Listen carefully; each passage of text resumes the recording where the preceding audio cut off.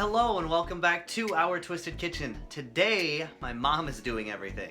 Thanks, Mom. She found a recipe on Forks Over Knives that she really wanted to try out. She's been trying to do better with her health, so we are gonna make this pasta penne meal, and we got a few things set aside over here ready to go. We just have to boil the water for the noodles and then blend up this basil and garlic mixture because we're gonna make some pesto with that. So it sounds really simple. It sounds like it's just gonna be basil, garlic, and water, and we're gonna mix that up and it's gonna turn into a pesto and it's gonna be amazing. I might even try to throw in a few vegan, I wanna say coconut shreds. Why do I wanna say coconut shreds?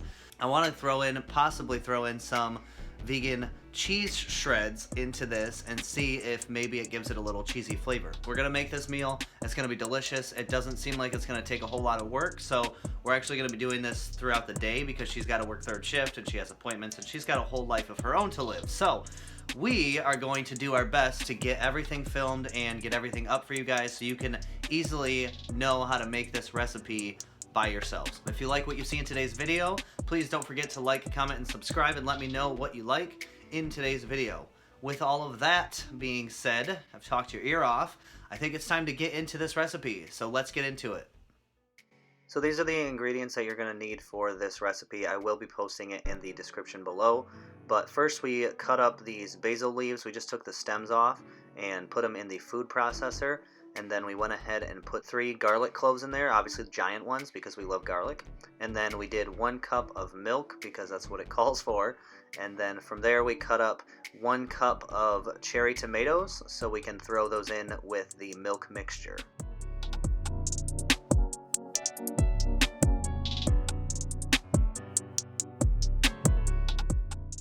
So you just have to cook the pasta based on the package instructions. Just make sure they're soft when they're done.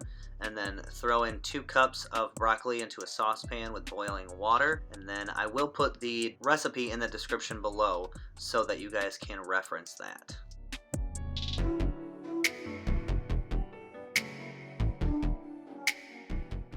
So the next thing we did was pour the water in the basil garlic mixture to make the pesto, and if I were to do this again, I would definitely cut down the amount of water we used. I would say maybe a half a cup would probably be better, and then just go from there as far as, you know, the liquidity of the basil pesto mix.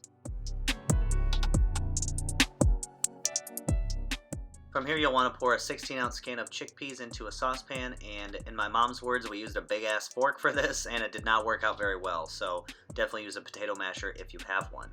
We also added 1/4 cup of water, I believe.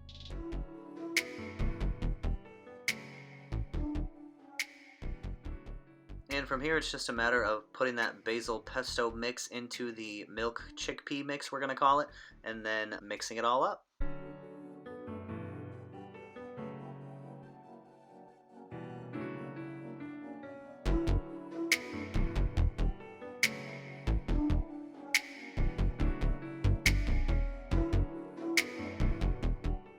So I did not have the greatest footage of pouring in the tomatoes, but just cook those until they're soft and then pour everything into the noodle mix. And then this noodle mix will sit for 2 to 3 minutes. You'll simmer it, and from there you should have soaked up enough of that water that it's thick and creamy, but you know, we kind of screwed it up.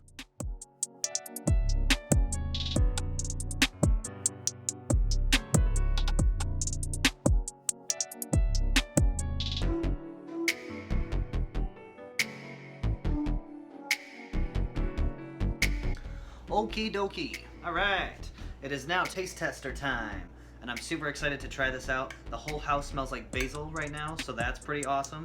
Definitely an upside to making this meal, and I don't know if you could tell, but it was very quick and very easy to make this. So the couple things that we would recommend though, boil the milk and chickpea water mixture a little bit longer than we did. We didn't let it boil for very long, so you might want to do that because it was kind of soupy at the end. And then also we used a large fork to mash up the chickpeas and kind of regretted it because they're still kind of whole. There are supposed to be some pieces that are whole, but a lot of it is supposed to be mashed up. So with that being said, here is this pasta pesto penne dish from Forks Over Knives. Let's try it out.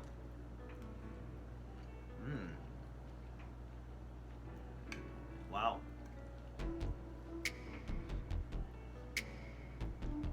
With how strong the basil scent is in the house right now, you would think that this would be like overpowering, but the broccoli and the tomatoes really kind of add in a little extra flavor, so it's not too much flavor from the basil. So definitely